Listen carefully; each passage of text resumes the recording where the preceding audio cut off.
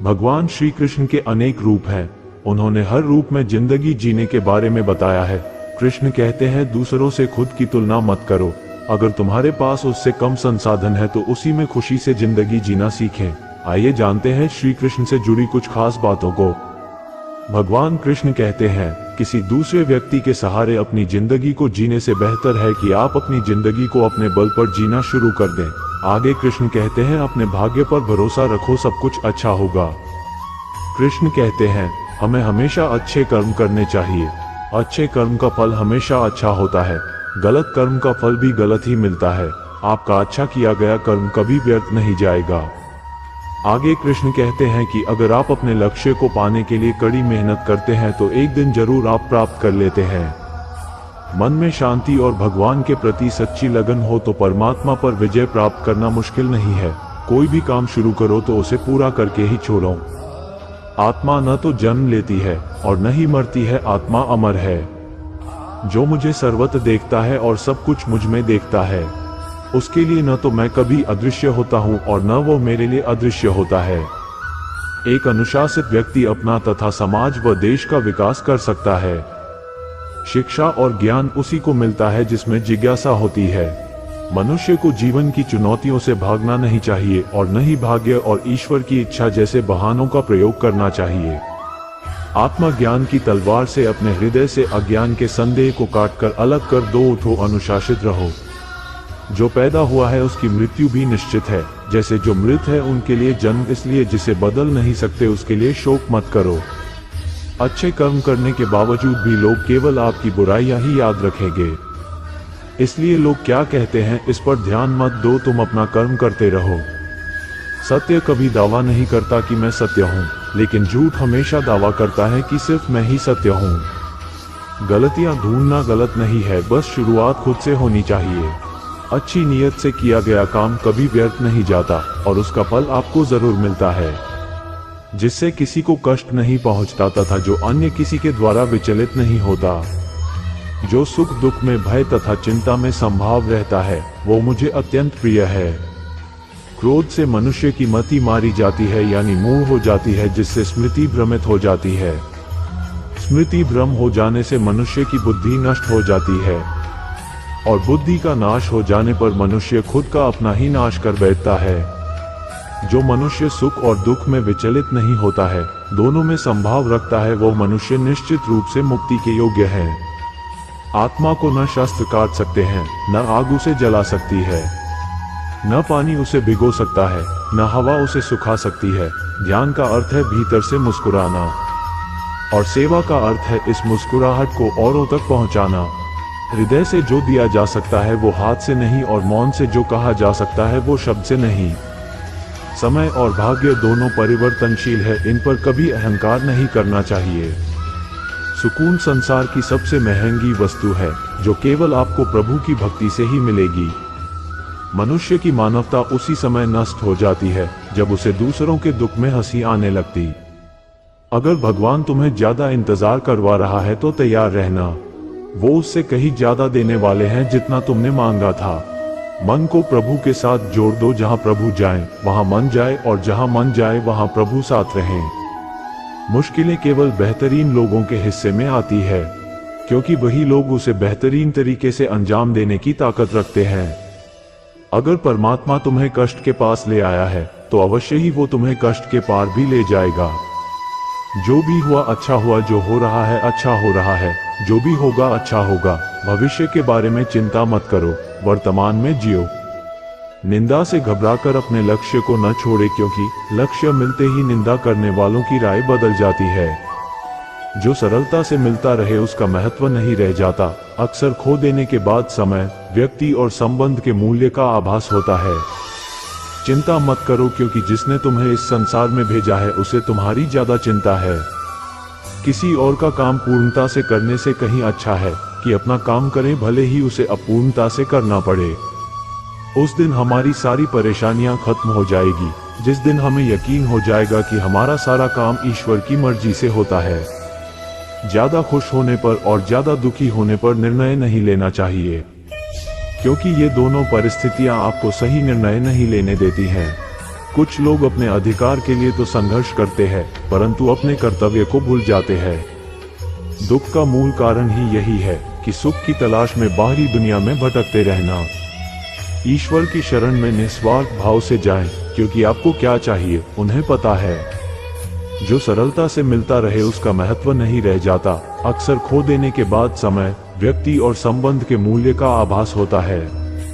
बिना मुहूर्त के जन्म लेता है और बिना मुहूर्त के ही दुनिया से चला जाता है।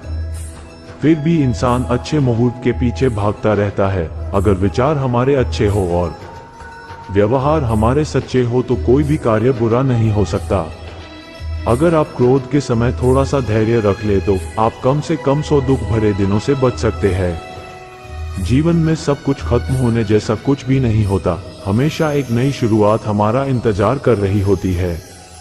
यदि तुम्हारे अंदर खुद को बदलने की ताकत नहीं है तो तुम्हारा कोई अधिकार नहीं कि तुम भगवान या भाग्य को दोष दो। समय जब पलटता है तो सब कुछ पलट देता है, इसलिए अच्छे समय में घमंड न रखे और बुरे वक्त में सब रखना ना छोड़े। सम्मान हमेशा समय और स्थिति का होता है, पर इंसान उसे अपना समझ लेता है।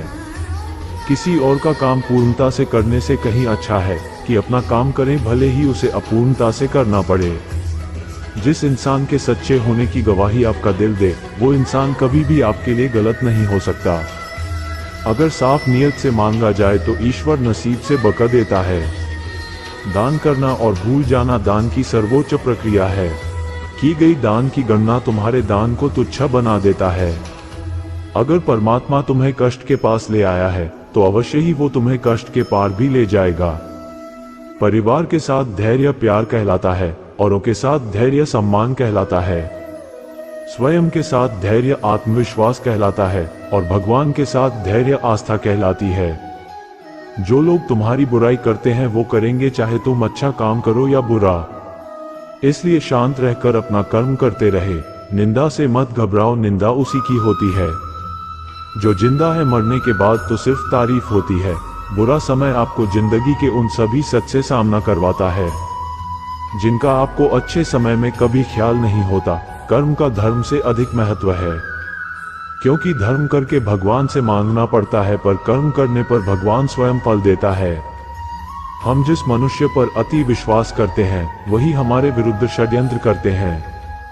प्रेम और विश्वास पाने के लिए अवसर मांगे नहीं जाते, अवसर ढूंढकर उस प्रेम और विश्वास को जीता जाता है।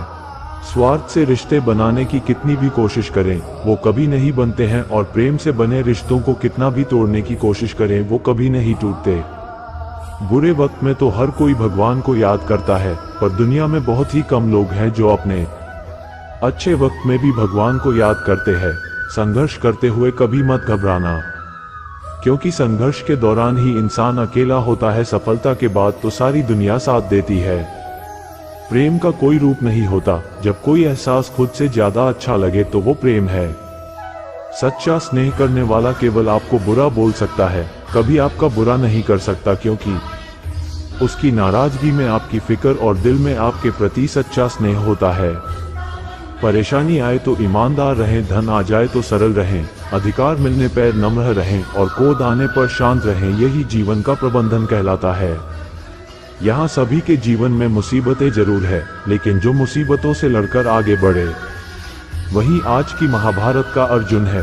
अगर भगवान तुमसे ज्यादा इंतजार करवा रहे हैं तो तैयार रहना, वो उससे कहीं ज्यादा देने वाले हैं जितना तुमने मांगा है। संसार में सबसे श्रेष्ठ संबंध भगवान के साथ ही है, जिसमें कभी दुख नहीं मिलता। पांव दिखते नहीं फिर भी हर संकट में दौड़ के आता है। हाथ भी दिखते नहीं लेकिन सर पे हाथ फिराता है। बस यूं समझो कि मेरे तो हर सुख दुख में मेरा कृष्ण काम आता है। तनाव से केवल समस्याएं जन्म ले सकती है, समाधान खोजने हैं तो मुस्कुराना ही पड़ेगा। कुछ बुद्धिमान तो होते हैं परंतु धन के हाथ लगते ही उनमें अभिमान की आग बहुत तीव्रता से जलने लगती है। कभी कभी आप बिना कुछ गलत किए भी बुरे बन जाते हैं, क्योंकि जैसा लोग चाहते हैं आप वैसा नहीं करते। जिस डर से आत्मविश्वास की हानि होने लगे उस डर का अंत करना अवश्य हो जाता है। समय और स्थिति कभी भी बदल सकती है, अतः कभी किसी का ना ही अपमान करे और न ही किसी को तुच्छ समझे। आप शक्तिशाली हो सकते हैं पर समय आपसे अधिक शक्तिशाली है। जो हो रहा है उसे होने दो, तुम्हारे ईश्वर ने तुम्हारी सोच से बेहतर तुम्हारे लिए सोच रखा है। जैसे पानी में तैरती नाव को तूफान उसे अपने लक्ष्य से दूर ले जाता है, वैसे ही इंद्रिय सुख मनुष्य को गलत रास्ते की ओर ले जाता है। अभिमान को आने मत दो, स्वाभिमान को जाने दो, क्योंकि अभिमान आपको उठने नहीं देगा और स्वाभिमान कभी गिरने नहीं देगा। एक दिन शिकायत आपको वक्त से नहीं बल्कि खुद से होगी कि एक खूबसूरत जिंदगी सामने थी और आप दुनियादारी में उलझे रहे। सच्ची बातें जिंदगी में दो लोगों का होना बहुत जरूरी है। एक कृष्ण जो ना लड़े फिर भी जीत पक्की कर दे, दूसरा कर्ण जो हार सामने हो फिर भी साथ ना छोड़े। आपकी नियत से ईश्वर खुश होते हैं और दिखावे से इंसान। अब ये आप पर निर्भर करता है कि आप किसे खुश करना चाहते हैं। जब आप कृष्ण की पूजा नहीं कर पाए तो यह मत समझना समय नहीं मिला, सोचो आज हमने ऐसा कौन सा काम किया कि भगवान ने अपने सामने खड़ा होना पसंद नहीं किया। अगर साफ नियत से मांगा जाए तो ईश्वर नसीब से बढ़कर देता है। प्रेम शरीर या सुंदरता को देखकर नहीं होता है, प्रेम हृदय से होता है। जहां दो हृदय मिल जाए वही प्रेम जन्म लेता है। मन को निराश न कर, बस श्री कृष्ण पर तू विश्वास कर। हर पल साथ है मुरली वाला, इस बात का एहसास कर। समस्याएं हमारे जीवन में बेवजह नहीं आती, उनका आना एक इशारा है कि हमें अपने जीवन में कुछ बदलना है। मौन रहना अच्छा है, परंतु अन्याय हो तब नहीं। दुख भोगने वाला आगे चलकर सुख भोग सकता है, लेकिन दुख देने वाला कभी सुखी नहीं हो सकता है। समस्याएं हमारे जीवन में बेवजह नहीं आती, उनका आना एक इशारा है कि हमें अपने जीवन में कुछ बदलना है। सिर्फ अपनी नहीं बल्कि दूसरों की गलतियों से भी सीखो, क्योंकि लक्ष्य बड़ा है और समय कम। जो चीजें तुम्हें रुलाती है वही तुम्हारा मोह है। जो कोई भी जिस किसी भी देवता की पूजा विश्वास के साथ करने की इच्छा रखता है, मैं उसका विश्वास उसी देवता में दृढ़ कर देता हूँ। जब परिवार के सदस्य अप्रिय लगने लगे और पराये अपने लगने लगे तो समझ लीजिए विनाश का समय आरंभ हो गया है। मनुष्य की मानवता उसी वक्त नष्ट हो जाती है जब उसे दूसरों के दुख पर हंसी आने लगती है। जब तक आपकी सोच और विचार अच्छे नहीं हो जाते तब तक आपके अच्छे दिन नहीं आते। गुरु के पास जाकर विनीत और सेवा भाव से जिज्ञासा करने से गुरु दिव्य ज्ञान प्राप्त करते हैं, जिससे सारी भौतिक समस्याओं से छुटकारा मिलता है। कर्म करने में तेरा अधिकार है, उसके फलों के विषय में मत सोच। इसलिए तू कर्मों के फल का हेतु मत हो और कर्म न करने के विषय में भी तू आग्रह न कर। जो मनुष्य सभी इच्छाओं व कामनाओं को त्याग कर ममता रहित और अहंकार रहित होकर अपने कर्तव्यों का पालन करता है, उसे ही शांति प्राप्त होती है। ज्ञानी पुरुष को चाहिए कि कर्मों में आसक्ति वाले अज्ञानियों की बुद्धि में भ्रम अर्थात कर्मों में अश्रद्धा उत्पन्न न करे, किंतु स्वयं परमात्मा के स्वरूप में स्थित हुआ और सब कर्मों को अच्छी प्रकार करता हुआ उनसे भी वैसे ही करावे। श्रेष्ठ पुरुष जैसा आचरण करते हैं, सामान्य पुरुष भी वैसा ही आचरण करने लगते हैं। श्रेष्ठ पुरुष जिस कर्म को करता है उसी को आदर्श मानकर लोग उसका अनुसरण करते हैं। तू शास्त्रों में बताए गए अपने धर्म के अनुसार कर्म कर, क्योंकि कर्म न करने की अपेक्षा कर्म करना श्रेष्ठ है, तथा कर्म न करने से तेरा शरीर निर्वाह भी नहीं सिद्ध होगा। कोई भी मनुष्य क्षण भर भी कर्म किए बिना नहीं रह सकता। सभी प्राणी प्रकृति के अधीन हैं और प्रकृति अपने अनुसार हर प्राणी से कर्म करवाती है और उसके परिणाम भी देती है। योग रहित पुरुष में निश्चय करने की बुद्धि नहीं होती और उसके मन में भावना भी नहीं होती। ऐसे भावना रहित पुरुष को शांति नहीं मिलती। हमेशा संदेह करने से खून का ही नुकसान होता है। संदेह करने वाले व्यक्ति के लिए प्रसन्नता नहीं इस लोक में है और न ही किसी और लोक में। निंदा से घबराकर अपने लक्ष्य को कभी न छोड़े, क्योंकि लक्ष्य मिलते ही निंदा करने वालों की राय बदल जाती है। जब इंसान अपने काम में आनंद खोज लेते हैं तब वे पूर्णता प्राप्त करते हैं। अपने आप को ईश्वर के प्रति समर्पित कर दो, यही सबसे बड़ा सहारा है। जो कोई भी इस सहारे को पहचान गया है वह डर, चिंता और दुखों से आजाद रहता है। व्यक्ति जो चाहे बन सकता है यदि विश्वास के साथ इच्छित वस्तु पर लगातार चिंतन करे। उनमें ऐसे राज छिपे हैं जो हमें जरूर आगे बढ़ाएंगे। प्रथम इस श्लोक का अनुवाद समझते हैं, बाद में उसमें कौन कौन से कर्म के राज छिपे हैं वो दर्शाते हैं। अगर आप उसे जान लोगे तो आपको दूसरा कुछ समझने की जरूरत ही नहीं पड़ेगी। सफलता आपके पीछे दौड़ेगी। इतना ही नहीं, जीवन के हर क्षेत्र में जीत आपकी होगी। अर्थ, तेरा कर्म करने में अधिकार है, इनके फलों में नहीं। तू कर्म के फल प्रति आसक्त न हो या कर्म न करने के प्रति प्रेरित न हो। प्रथम दृष्टि में तो ये इतना ही समझ आ सकेगा कि यहाँ पर केवल इतना कहा गया है कि कर्म करते रहो लेकिन फल के बारे में न सोचो, लेकिन यहाँ पर इनसे ज्यादा बहुत कुछ समझाया गया है। नीचे दिए गए पॉइंट का आप अभ्यास करेंगे तो मालूम होगा कि ये कर्म को सफल करने की तरकीब है। इतना ही नहीं, जीवन आनंद से व्यतीत हो उनके बारे में भी समझाया गया है। अगर कोई भी व्यक्ति बार बार कर्म के फल के बारे में ही सोचता रहे तो क्या होगा? उनके द्वारा किए गए कर्मों में उनका पूरा ध्यान नहीं रह पाएगा। उसे कर्म में ही इंटरेस्ट नहीं रहेगा। वह बार बार यही सोचता रहेगा कि मुझे फल की प्राप्ति कैसे होगी। ये कुछ इस तरह का है जैसे कोई राही लंबे रास्ते पर निकला हो और चलते चलते बीच बीच में पीछे मुड़ मुड़ कर देखता रहे तो क्या होगा? रास्ता लंबा हो जाएगा। एक एक कदम उनके लिए बहुत ही मुश्किल हो जाएगा। उसे चलने में कोई इंटरेस्ट नहीं रहेगा, लेकिन वो यही सोचता रहेगा कि यह सफर कब खत्म होगा। यहाँ पर परमात्मा हमें सिखाते हैं कि हमें फल के बारे में सोचना ही नहीं है, हमें तो बस आगे ही बढ़ते रहना है। कर्म में ही आनंद का अनुभव करना है, कर्म ही हमें प्रसन्नता से करना है, बस एक आनंद से करते जाना है। धीरे धीरे आगे बढ़ते जाएंगे। कोई व्यक्ति अगर केवल कर्म के फल का ही चिंतन करता रहे तो उसे बार बार में कहाँ तक पहुँचा ये जानने में रुचि रहती है। आगे वो दूसरे व्यक्ति के साथ अपनी तुलना करता रहेगा। अगर दूसरे व्यक्ति को इतने प्रयास से सफलता मिल गई हो तो वो तुरंत ही ऐसा सोचने लगेगा कि मुझे अभी तक क्यों कुछ नहीं मिला। ऐसी सोच ही उसे तुरंत निराश कर देती है। वो बस एक और बैठ जाता है, मतलब कि कर्म करना ही छोड़ देता है, क्योंकि उसे ऐसा लगने लगता है कि मुझे सफलता मिलने वाली ही नहीं। इनके बजाय अगर केवल कर्म ही करता रहे तो वो एक दिन अवश्य सफल होगा। He will certainly success one day। फल की इच्छा हमें संकुचित बनाती है, जल्द से परिणाम मिल जाए ऐसा सोचने को प्रेरित करती है। कर्म में दाव पेच करने की सोच उभर आती है। टेढ़े मेढ़े मार्ग से सफलता हासिल करने की इच्छा मन में होने लगती है, जिससे कर्म की कुशलता ही चली जाती है। भगवान कहते हैं कि अगर कोई इस तरह से धोखाबाजी करता है तो वो लंबे समय में सफल नहीं हो पाएगा। He will not success in future। Bhagavad Gita श्लोक। इस संकुचितता उनकी संकल्प शक्ति पर अफेक्ट करती है। वो धीरे धीरे अपनी आत्मशक्ति और सेल्फ कॉन्फिडेंस से वंचित होता जाता है।